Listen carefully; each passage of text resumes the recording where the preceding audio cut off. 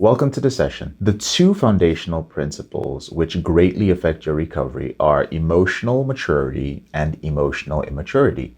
Most men who struggle with an out of control sexual behavior for years often have stunted emotional growth. So, if your behavior began in your childhood or in your early teens, you are more likely to struggle with adverse adult cognitive disorders and social challenges. Even after recovery, you may still struggle with educational difficulties, slight memory impairments, apathy, concentration issues, and mood swings. Don't worry about that. All of those things can be dealt with. Next is emotional immaturity. People who are immature thinkers seem to remain stuck in their negative emotions, unable to move past them. So you may feel uncomfortable in your own skin and you find it hard to deal with the normal challenges of life. When faced with problems, you may become short tempered and feel unable to cope.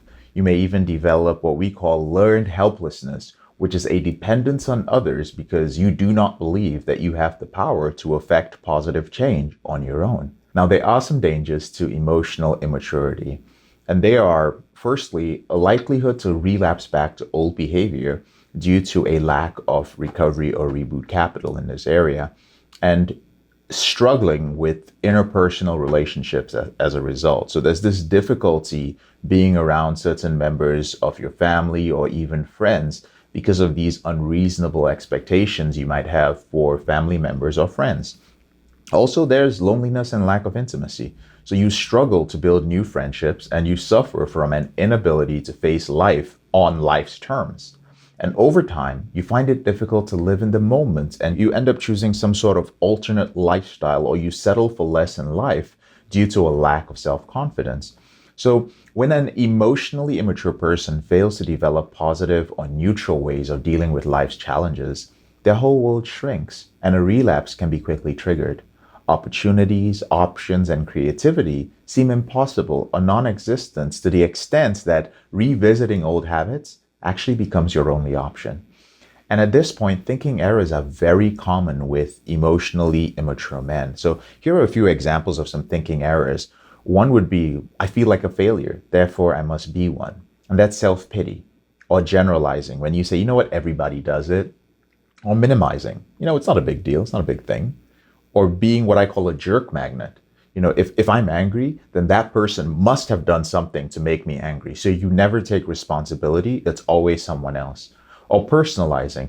You get a memo that is addressed to everybody in the company, but you feel that that memo was addressed to you. Or overgeneralizing. If you feel unattractive, you'll tell yourself, well, because I feel unattractive, then, well, I must obviously be unattractive.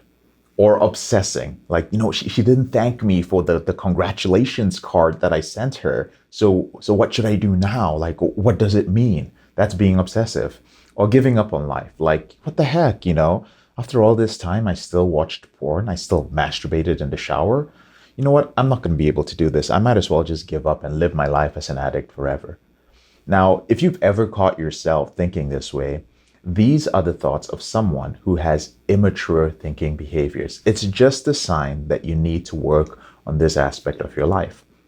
Now, let's talk a little bit about the other side of this, emotional maturity. So, emotional maturity refers to your ability to better understand and manage your emotions. Emotional maturity enables you to create the life you desire. And this means defining success on your own terms, not society's, and designing ways to achieve it. So when you are emotionally mature, you no longer need to numb the intensity of life's ups and downs. Here are a couple of traits of people who have emotional maturity. The first thing you notice is that you're no longer a victim to your emotions. And you also find it much easier to live in the moment and be present. And a lot of times you also have the ability to be of use to people who are in need. So when someone is struggling, you're able to help them. It's not something that's irritating and you don't find yourself overwhelmed.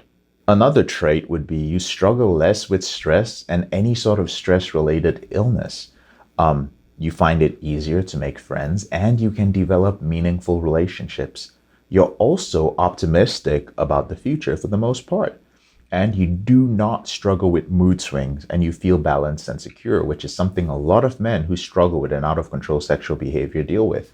You also have confidence that you can cope when life becomes tough. And I think that would be an awesome thing for all of us to have.